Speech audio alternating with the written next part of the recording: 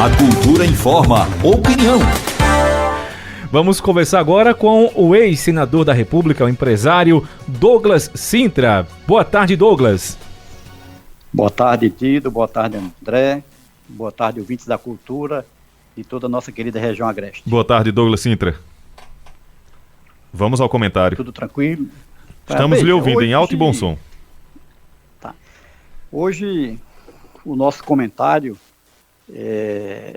vamos começar dizendo assim, vamos mais querer ouvir, querer ver como é que estão as perguntas aí, para que possamos avaliar aí todo esse retorno que está havendo, por exemplo, sobre essa questão do IPVA. Eu recebi ontem meu IPVA, tá?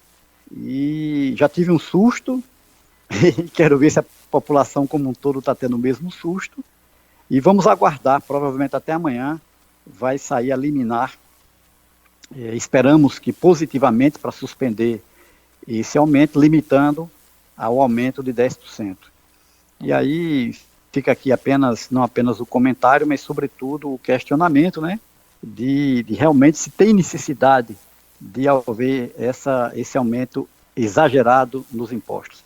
Eu vou falar quantas vezes eu puder e for necessário, que muitas vezes a gente pensa, não, eu não vou ligar para isso porque eu não pago, quem paga é outra pessoa, mas no fundo, todo imposto quem pagamos somos nós, porque ele está dentro do preço dos produtos. Então, se a gente ia comprar algo por R$10, 7 ou 8 a gente está pagando pelo produto, geralmente, no caso do Brasil, R$7 é o produto, R$3 é de impostos.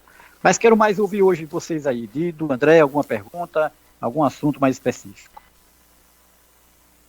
Douglas, vamos falar um pouquinho sobre política, não é? Essa, digamos, aproximação Ciro e Marina. O que é que o ex-senador pensa em relação a essa possibilidade de Marina Silva vir como uma vice nessa chapa, não é, do nosso Ciro Gomes? Olha, eu acho que ainda temos um bom tempo aí para termos mais novidades com relação às eleições. E é saudável que haja mais diálogos, é saudável que haja mais encontros aí entre os postulantes, não apenas a presidência, mas a governador, para que o diálogo entre eles se possam formar, não apenas chapas com o presidente e com o vice, mas que se possam analisar pautas e se assumam compromissos com essas pautas. Então, o Ciro e a Marina são dois personagens bem conhecidos da política brasileira, cada um com sua história pública, cada um com seu trabalho, com seu serviço já prestado, e eu acho que de alguma maneira isso vem engrandecer aí o debate, vem engrandecer aí o leque de opções para que o brasileiro possa na hora H fazer a sua escolha. Acho saudável para o nosso país. Douglas, inclusive a gente ficou surpreso, né, com uma frase do presidente da República, Jair Bolsonaro, né, um dos atores políticos na eleição de 2022, ele disse: a eleição deste ano vai ser fácil. São meras palavras jogadas ao vento, Douglas? Olha, fica difícil fazer uma interpretação, vamos dizer assim, mais profunda, mas faz parte do jogo político, né, fazer a avaliação própria, né, e achar que o caminho pode estar mais fácil para um ou para outro. Muitas vezes, alguns postulantes têm informações que nós não temos, né?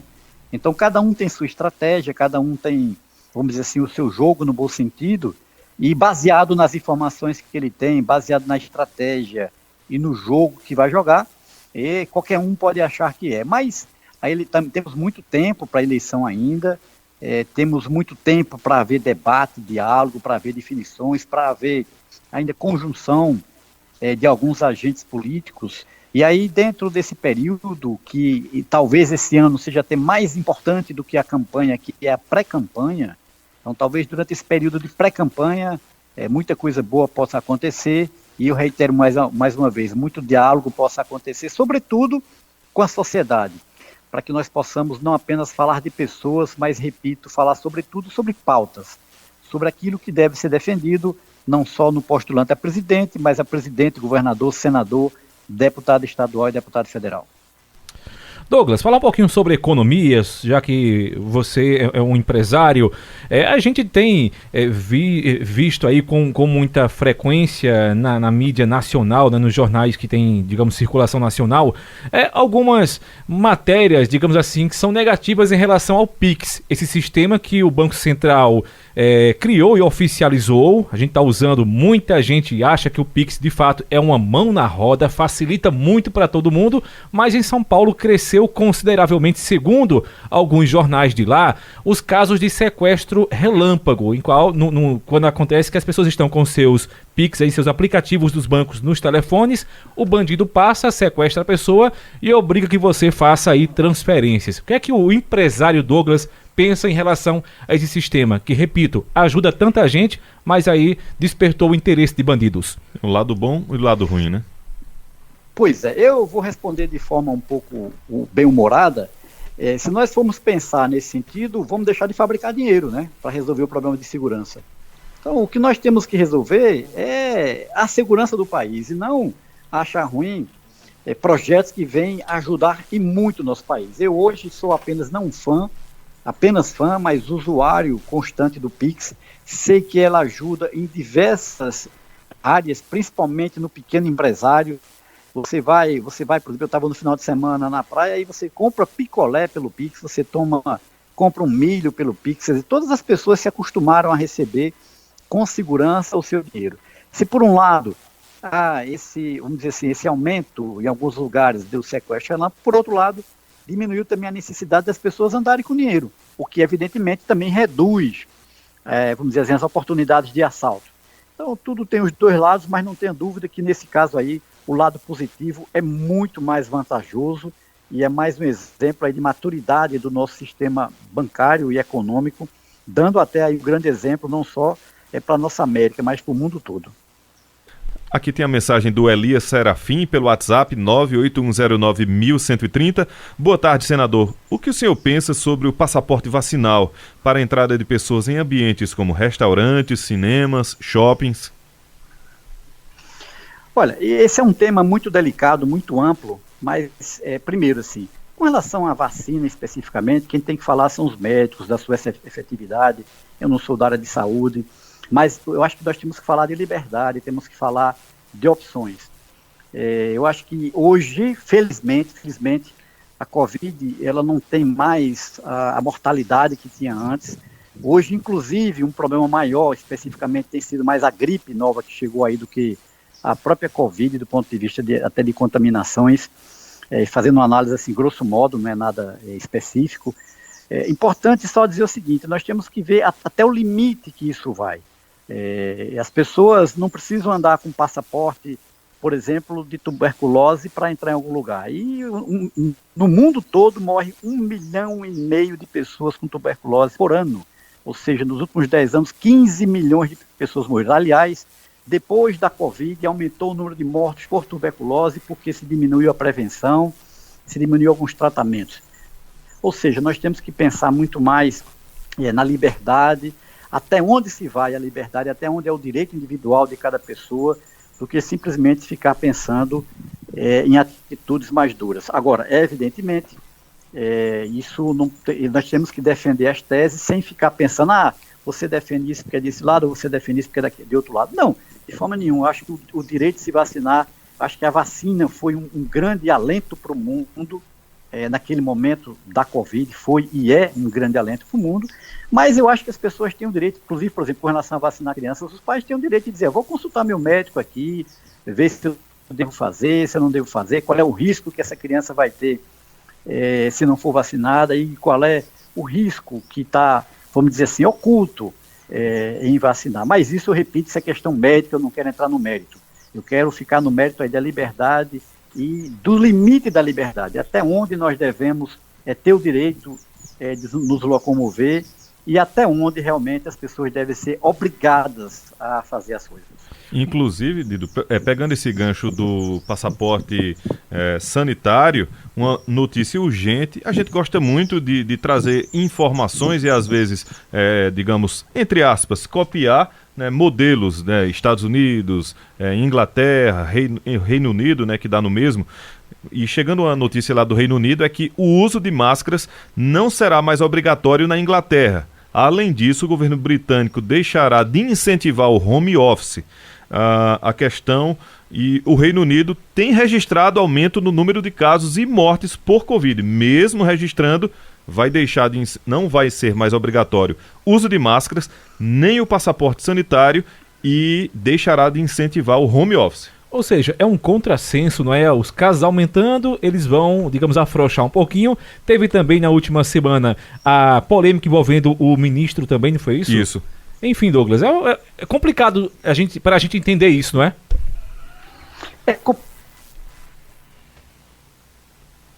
Opa, acho que tudo é uma questão de liberdade. Vejamos um grande exemplo que aconteceu aqui no Brasil e que é muito pouco comentado. Vocês sabem que foi o país que mais deixou as crianças fora da escola no mundo? Foi o Brasil. E qual é a consequência disso? A consequência disso é lamentável. Então, agora, lamentável é você ver alguns editoriais dizendo porque as crianças deviam ter voltado. Mas por que na época questionaram tanto? Tá? Por que na época estimularam tanto para as pessoas não irem para as escolas? É claro que tem que procurar da segurança? Pode. É claro que tem que procurar da segurança. Mas nós temos que continuar com nossa vida e temos que pensar sempre no curto, no médio e no longo prazo. Essas crianças brasileiras, elas perderam terreno comparadas com as crianças do mundo. Então, daqui a 2, 3, 5, 10 anos, nós vamos ter pessoas mais competitivas no restante do mundo. Na Alemanha, que já está muito à nossa frente, né, mandar abraços para o Antônio Marinho, abraços também. 8 anos.